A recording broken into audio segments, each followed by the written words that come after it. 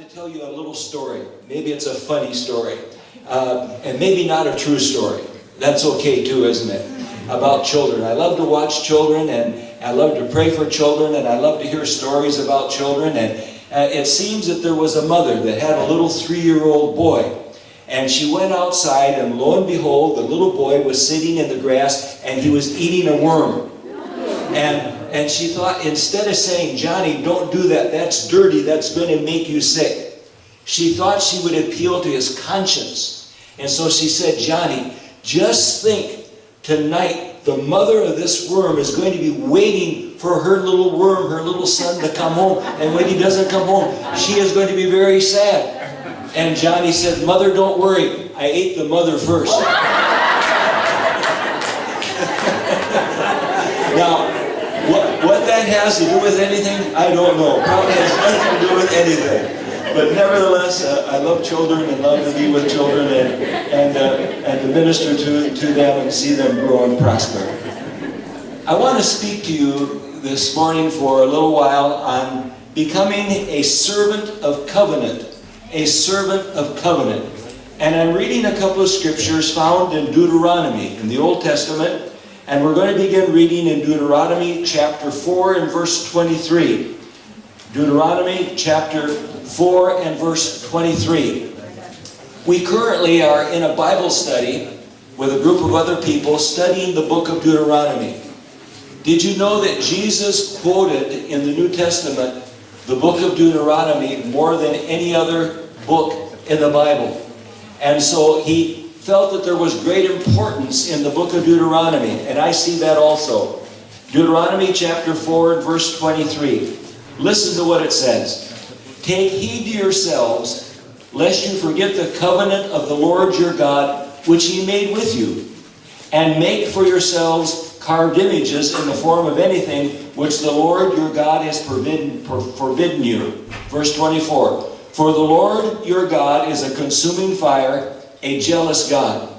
Then turn with me to chapter 7. Chapter 7 and verse 6. It says, "For you are a holy people to the Lord your God. The Lord your God has chosen you to be a people for himself, a special treasure above all the peoples on the face of the earth." And then notice in verse 8, "But because the Lord loves you, and because he would keep the oath which he swore to your fathers, the Lord has brought you out with a mighty hand and redeemed you from the house of bondage, from the hand of Pharaoh, king of Egypt." Verse 9, "Therefore know that the Lord your God, he is God, the faithful God, who keeps covenant and mercy for 1,000 generations with those who love him and keep his commandment." And the Lord bless his word to our hearts this morning. Amen. We find that God is speaking to the children of Israel. But oftentimes when God speaks to Israel through the Old Testament, there is a parallel of teaching and understanding for those of us that live in 2013. He speaks also to the church. And God is reminding the children of Israel not to forget the covenant that God made with them. God made a covenant with the children of Israel. God has made a covenant with the church of Jesus Christ. And those are wonderful, wonderful things. And God is exhorting the people not to forget that covenant that he made with them. And then in chapter 7, he goes on to say, "For you are a holy people, the Lord your God. The Lord your God has chosen you to be a people for himself, a special treasure above all the peoples on the face of the earth." That was a promise to the children of Israel, but that's also a promise to the church of Jesus Christ. For we today, as we love the Lord, are a holy people to the Lord. We are those that have been chosen of the Lord for himself, a special treasure above all the peoples of the earth. And then notice in verse 8, it says, "Because the Lord your God, because he loves you, he would keep the oath which he swore to your fathers. The Lord has brought you out with a mighty hand, redeemed you from the house of bondage, from the hand of Pharaoh, the king of Egypt." And then verse 9, "Therefore know that the Lord your God, he is God, the faithful God, who keeps covenant and mercy for 1,000 generations for those that love him and keep his commandments."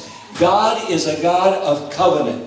God is a God of promise. He makes covenants with his people, and he always keeps his promises, and he always keeps his covenants. And notice here it says that he makes a covenant, and it lasts for 1,000 generations. How many generations are 1,000 generations? It's a lot of generations. It's a lot of time. In other words, God doesn't change his mind. He doesn't change the covenant. The covenant is true. He is faithful and true to fulfill his promises and the covenant that he has made with his people. Now, all of us, we have made certain understandings and commitments to one another. All of us have made promises at one time or another. And probably all of us have broken those promises. We probably all have made promises to the Lord, and at some time we've broken those promises that we've made to the Lord.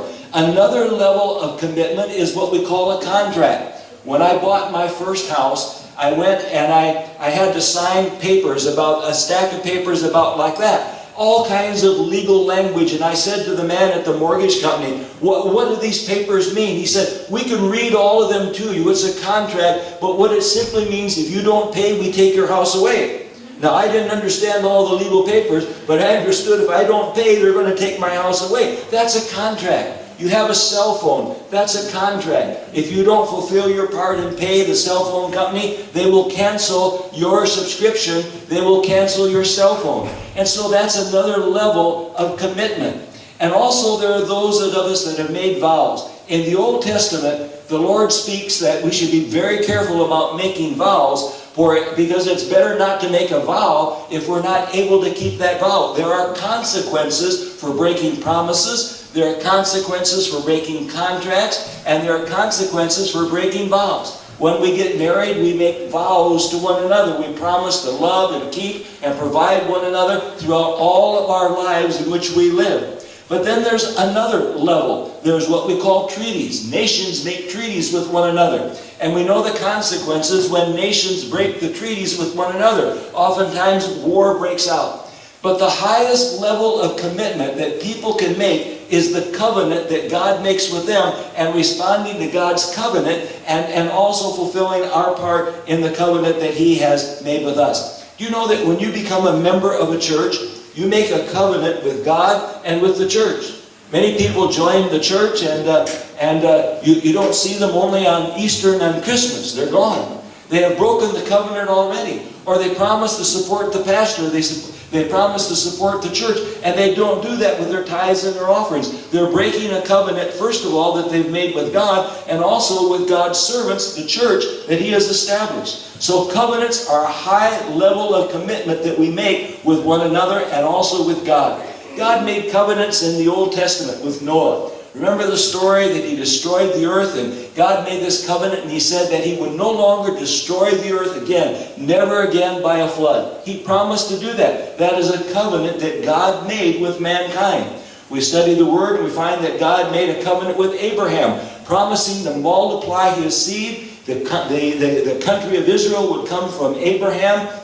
And we would find that he would multiply his seed, that it would be as the sand along the seashore. He would multiply him greatly. And that covenant was renewed with Isaac and Jacob and the 12 tribes of Israel. And then God made a covenant with Israel. And he taught them how to live. Sometimes God's covenants are conditional. If you do this and this, then God promises to do the other. And sometimes we fail to follow and fulfill the commitment that we have made to the Lord. Sometimes we don't receive the benefits of God's covenants because we fail to keep our part in the covenant before the Lord. In the Old Testament, the covenant was very, very important, and people understood what it meant to have a covenant with God. And we find that the presence of God in the Old Testament dwelt in the Ark of the Covenant, which was in the Holy of Holies in the tabernacle. And only the high priest once a year would go into that Holy of Holies to be able to minister for the people, to intercede for the people, and make a sacrifice for the people.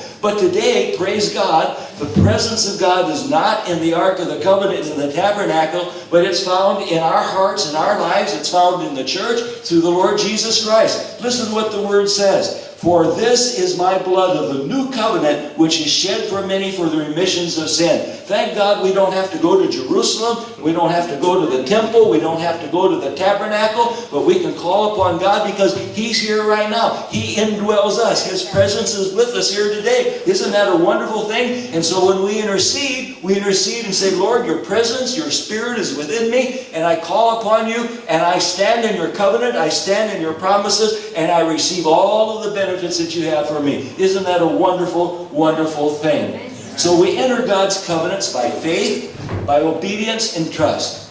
Everything we receive from the Lord has to do with faith, it has to do with obedience, and it has to do with trust. Every promise of God, you enter those promises and receive of those promises. You receive those benefits by faith and walk in faith, and also by obedience. And sometimes that obedience means some repentance, and then also by trusting in God. We don't always see God move immediately like we want Him to see.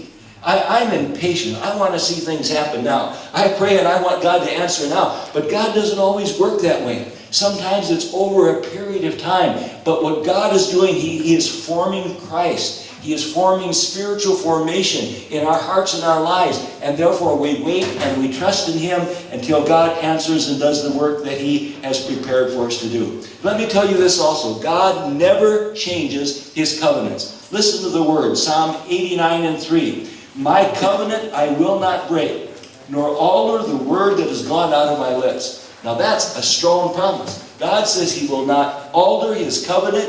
He will not change the word that's gone out of His lips. And then we find in Psalms 105 and verse 8, He remembers His covenant forever. The word which He commanded, again it says, for 1,000 generations. For a long time. God keeps His covenant for 1,000 generations.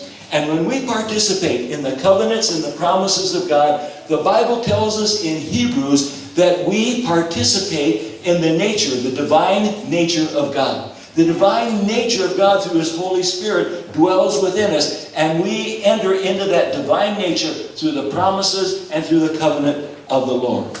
Now I want to share with you very quickly, four ways in which you and I can participate in the divine nature of God. 4 ways in which we can participate and receive the benefits of the covenants and the promises of God. The first way is a servant that is a servant of covenant becomes accountable and responsible. You say, what does that mean? We become accountable, first of all, to God. Secondly, to man. God has established pastors, elders in the church.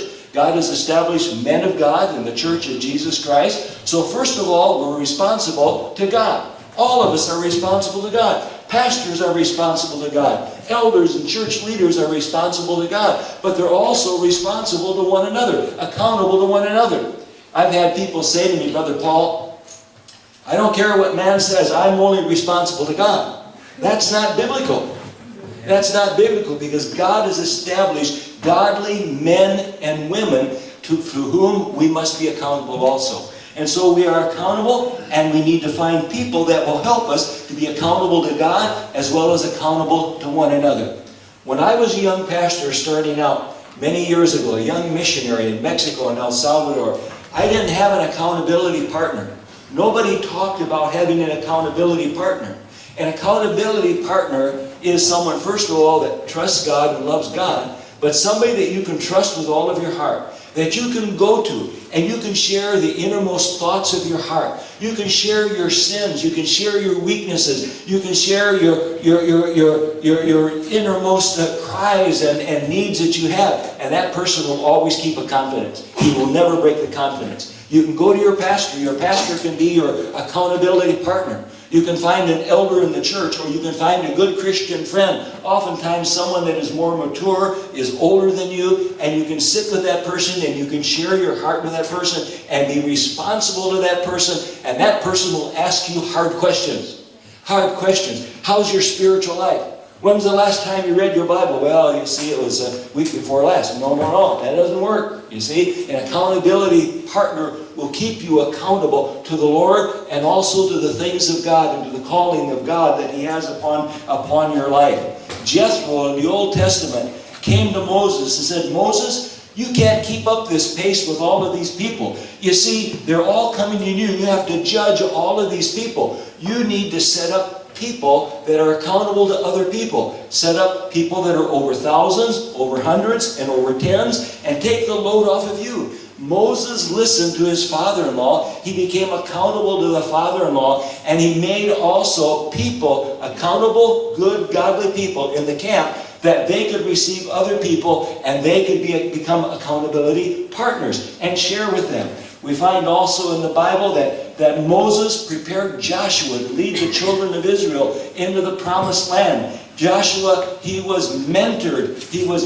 And his accountability partner was Moses. We find also that Elijah chose Elisha, a younger man, and God prepared him, and he took up the mantle, and he followed the ministry that he had provided for Elijah, and God blessed Elisha in a great and a mighty way. He found an accountability partner. Samuel was an accountability partner for David, King David, and Jesus was an accountability partner for the apostles. Paul was an accountability partner for Timothy and Titus, who became great pastors of the Word of God. Find someone in your life that can speak into your life and share the Word of God and help you and ask difficult questions and help you grow and prosper in the things of God. And then you become a partner, a covenant partner with the Lord. You become a servant of covenant in the work of the Lord. Secondly, a way in which we become covenant partners in God and servants of covenant is that we develop right relationships. Again, we develop right relationships with God, and we develop right relationships with people. Some people say it's easy to have a good relationship with God, but you don't know my wife. You don't know my husband. You don't know the brother in church. You don't know my boss at work. Yeah, I've been there. I know all of those things. We know all of those things. Sometimes there are difficult people. Sometimes God allows difficult people to be in our path. He does that again, and it's an opportunity just for us to grow and prosper in the things of God. We become accountable to God and to man, but then also we develop right relationships, first of all with God, and then also with one another. Right relationships take time. When you first accepted the Lord, you loved the Lord with all of your heart, and your life was changed, you were delivered from sin, and you began to grow and develop in the way of the Lord. Growing and developing in the Lord doesn't happen overnight. I'm 72 years old, and I'm still learning, I'm still growing. God is still working out a lot of flaws and a lot of things in my life. And God does that. It takes time. It takes your entire life to do that. A good marriage takes time. You don't get married and all of a sudden you have a perfect marriage. By the way, you'll never have a perfect marriage. You know why? Because we're all human beings. Last night, the couple that I had married, they were in the Hispanic church, and we were having a snack afterwards, and I said, well, what is your perspective of marriage now? Has it changed? They said, well, we've learned that both of us are imperfect. Great revelation. Great revelation. We are imperfect, you see? But it takes time to develop relationships. It takes time to develop a relationship in your church with one another and with the church to fulfill the purposes of God. But it happens, and we need one another. We need one another in marriage. We need one another in the family. We need one another in the family of God. Someone described it like this. In California, the tallest trees in the world are called redwood trees. Maybe some of you have been in California and seen the redwood trees. They grow over 100 feet tall. Great trees, great round circumferences like this. And some of them are so large that they've been able to cut tunnels through the middle of the tree, and people walk through the middle of that tree. But the interesting thing is the roots of the redwood tree only go 3 feet deep. But the interesting thing is they grow sideways, sometimes above the ground and just below the ground, and they find another redwood tree and they intertwine the roots with one another. And that's what makes them strong. You see? And that's the way it is with you and I as Christians. We grow in the Lord. Sometimes you don't see all of the growth, but we become strong as we develop right and good relationships with one another. First of all with the Lord, and secondly with one another. And all of this has to do with developing dependency upon God. I think a prayer of every growing Christian every day ought to be, Lord, I come before you and I humble myself before you, but I declare my dependency upon you. I need you. When you come to the point you say you can do it all by yourself, the time you're in trouble. I depend upon God. I need God. Listen what the Apostle Paul says, Philippians 3:10, that I may know Him and the power of His resurrection. Sometimes we forget the first part of that verse. We all want to be resurrection. But the Apostle Paul says, that I may know Him. What a prayer for every Christian. What a prayer for a servant of covenant, that I may know Him. Thirdly, we become servants of covenant when we serve in humility before the Lord. And I've shared some of this with you before when I had preached another message in your church. It says in Matthew 18:1, at that time the disciples came to Jesus saying, who then is greatest in the kingdom of God? You remember the story, chapter 18 of Matthew? Jesus was leading the apostles. They were walking from one place to another. And the apostles had this conversation. Who would be greatest in the kingdom of God? You see, they expected that Jesus would come. He would overtake the Roman government, throw out the Roman government that had conquered the world, and He would set up a physical kingdom on earth. And one was probably thinking, well, I'll be Secretary of State. I'll be Secretary of the Treasury. I'll have an important position with the Lord. And so they were discussing as they were traveling along that who was going to be greatest in the kingdom of God. And Jesus stopped them. You remember the story. Took a little child. Unless you become converted like this little child, you will in no wise enter the kingdom of God. You see, His kingdom wasn't then the kingdom of God's in the hearts of people. The physical kingdom of God comes later on, the Bible tells us. You see, they had it mixed up. They had their priorities wrong. Jesus was talking about humility and walking in humility before the Lord. And then you remember later on when Jesus came in after the resurrection and he began to wash the feet of the apostles. And he came to Peter, and Peter says, you will never wash my feet, because washing the feet was kept for the lowliest slave in the household in that day. And nobody wanted to be the person to wash the feet. You see? And Jesus came with the towel and the basin to Peter, and Peter said, no, you'll never do it. And Jesus says, unless I wash your feet, you will have no part with me. And what did Peter say? He humbled himself and he said, Lord, then wash my head, wash my hand, wash my body, wash my feet, wash all of me. All of us. We need that entire washing through the washing of the Word and the Spirit and the blood of the Lord Jesus. That humility of walking in humility before God. Humility is a great characteristic in Christian living. Now, you don't wake up in the morning and say, I'm going to be humble today. It doesn't work that way. About the time that you think you're going to be humble is about the time that you're really proud, you see. But it's a lifetime of that dependency upon God, of serving God. And you grow in that humility before the Lord and recognize that it's all about Him and it's nothing about me. And then others begin to see and recognize this person really walks humbly before the Lord because he's trusting the Lord, and God is transforming his life in a very, very special way. Many don't want the basin and the towel. They want the position, but they don't want the basin and the towel. It's dependency upon God. Jesus said, therefore, whoever humbles himself as this little child is greatest in the kingdom of heaven. And lastly, if we are to become servants of covenant, we have to develop safeguards in our lives. Safeguards in our lives. What does that mean? Well, you take your children to the doctor, and he gives them injections, immunizations, against a variety of different diseases. When you're going to place the child in school, the school requires that they have these immunizations. Why? Because we're going to protect your child from these diseases, from these childhood diseases. Many of us lock our cars. I left the car out on the street here. I locked the car. That's a safeguard. Some of us we have alarm systems in our homes. We set the alarm system. Why? So an intruder can't come into the house while we're gone. We have safeguards that we do. We take care when we cross the street. We look both ways. Why do we look both ways? Well, I'm trusting God. I only look to the left. Well, about that time the bus comes and that's the end of you and the end of me. See? We set safeguards in our lives. If we do that in physical things and for our families and our children, how much more is it important that we set safeguards in our spiritual lives to protect us from the attack of the enemy? You know the scripture. Peter says he comes at times like what? A roaring lion.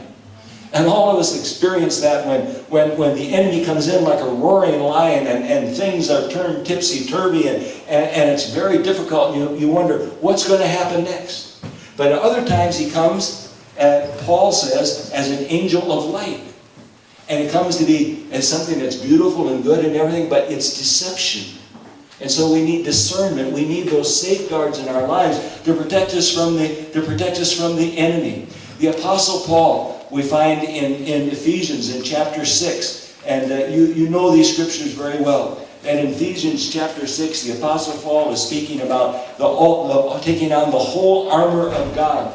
Verse 15 verse 12 of chapter 6. For we do not wrestle against flesh and blood, but against principalities, against powers, against rulers of the darkness of this age, against spiritual hosts of wickedness in heavenly places. Therefore take up the whole armor of God. And he goes on to speak of what the whole armor of God is. It was like a Roman soldier and all of the armor that a Roman soldier had. Paul is in prison when he's writing this, and he's making the comparison as he looks upon the Roman soldier that is guarding him in his cell. And he said, therefore, spiritually, we need to stand having girded our waist with the truth. We need the truth of the Word of God. That's a safeguard by placing God's truth in our lives. And then the breastplate of righteousness, holiness and righteousness, which doesn't come in myself, doesn't come in yourself. It comes through knowing Jesus Christ, that He imparts His righteousness and His holiness to us. And having shod your feet with the preparation of the gospel of peace.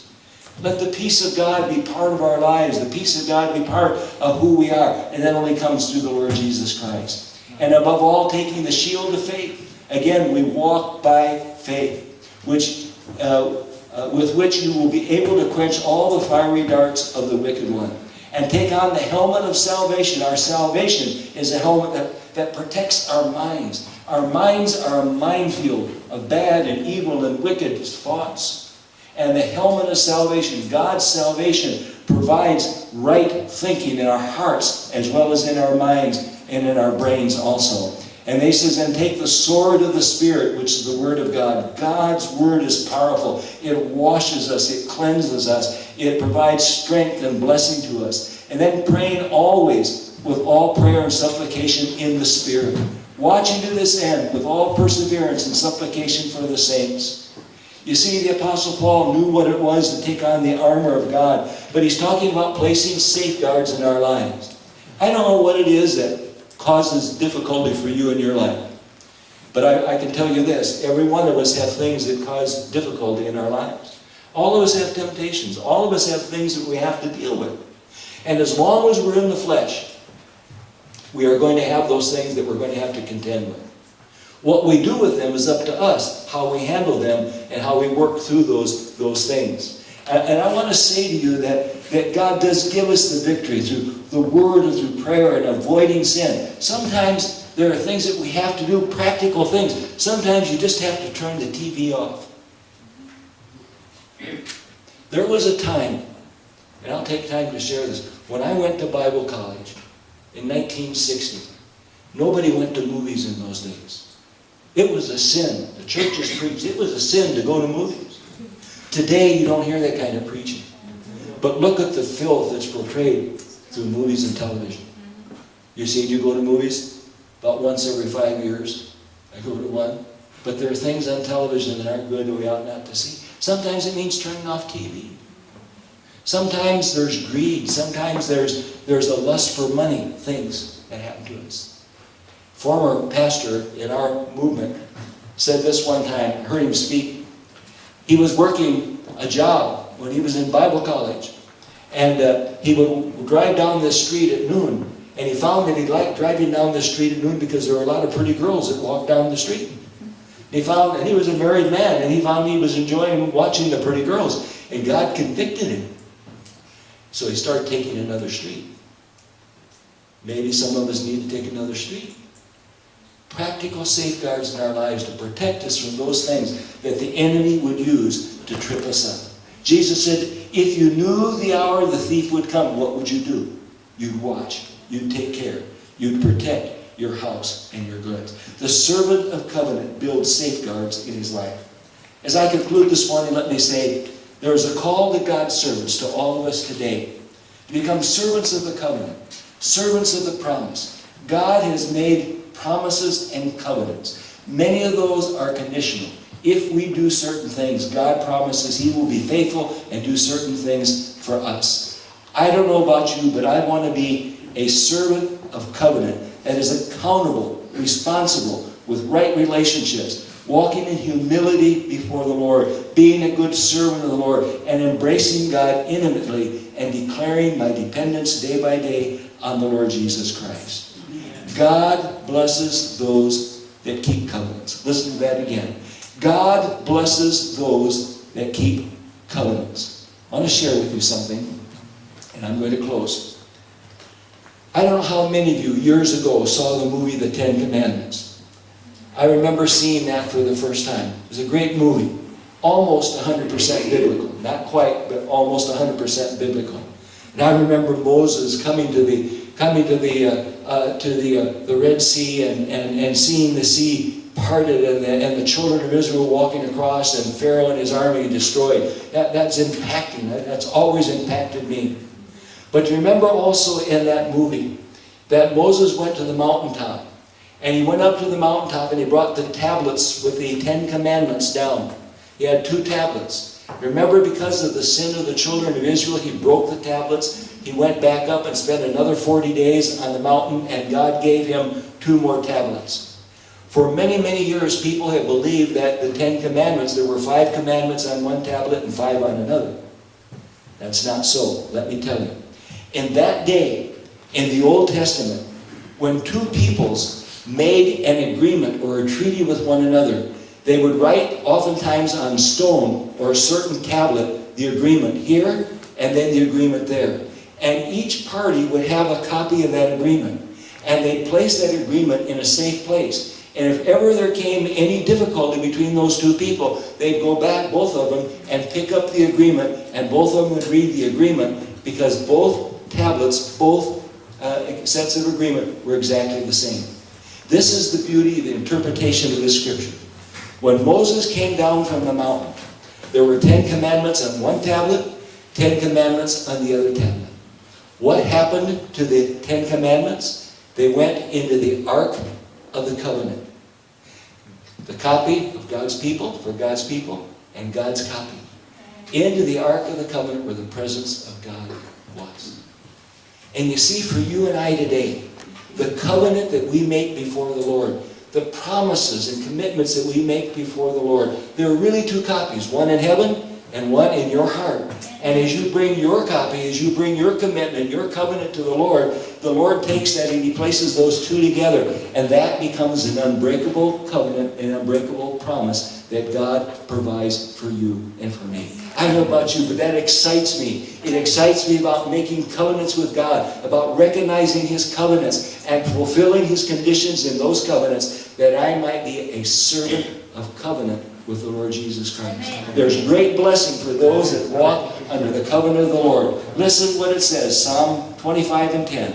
All the paths of the Lord are mercy and truth, to such as keep His covenants and His testimonies. Listen to it again. All the paths of the Lord are mercy and truth, to such as keep His covenant and His testimonies.